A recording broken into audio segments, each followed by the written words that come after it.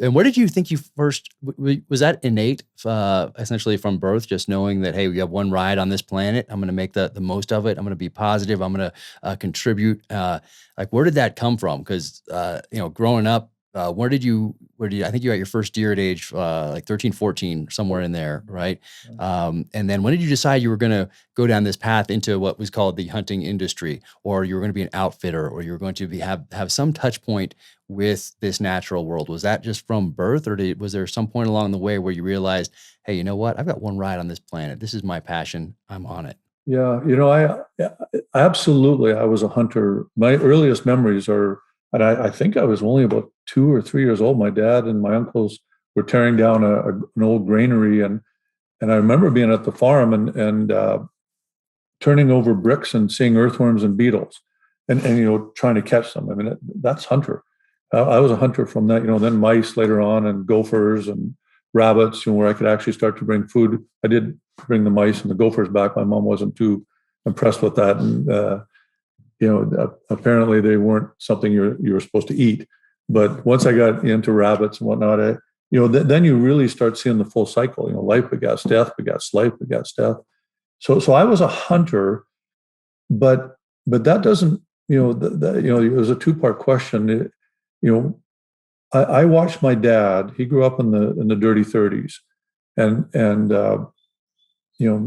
no money, dirt poor, and he got a job, and he stayed at that job for 40 years, 45 years. And I remember the conversations at the dining room table were always the same. Was he going to get laid off next month? Would we have enough money to buy food? My youngest memories of dinner conversations. And I watched my dad and saw how he had his soul sucked out of him doing. He was good at what he did. There's no question, and he took pride in what he did. If you're going to be a ditch digger, you be the best darn ditch digger. Any job worth doing is worth doing well. But he had choices taken away from him. I'd like to believe that. In my case, I looked at that at a very young age. Like I say, I grew up in a trailer park. One of the reasons our museum is donation only is because I would have loved a place like that. I would have lived there. I would have been the curator's nightmare. I'd have been there every single day. But if there was a cover charge, I could never have gone to it, period.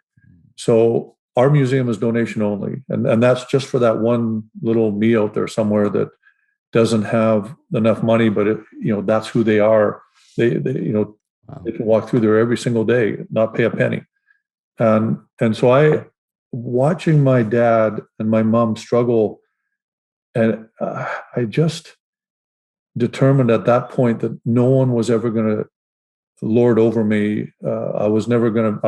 I was effectively unemployable at a very young age because I wanted to determine my own destiny, and I wanted to be who I was going to be and what I wanted to be. And I wanted to fail and succeed on me, not because someone decides I can get a raise and a promotion. I mean, someone decides that for me. You got to be kidding me. It was so I was. I don't know. Maybe it's something, but I was different than my father in that sense. I remember 1981 interest rates went up to 23% or whatever. I fancied myself a real estate developer, and I was building 3 apartment blocks in the interior of British Columbia and had 10 houses going up. Now it wasn't my money. It was other people's money, OPM, and other people's land. But I was the project manager, and I was going to be a bazillionaire, and interest rates went to 21%, and I walked away with, my dog and my stereo, and it was a crappy dog and a crappy stereo and a crappy car, and that was all I had. But nobody lost money, and everybody got paid back everything. But a couple of years later, when the interest rates started coming down again, I got a call from a big developer saying, "Hey, come and work for me."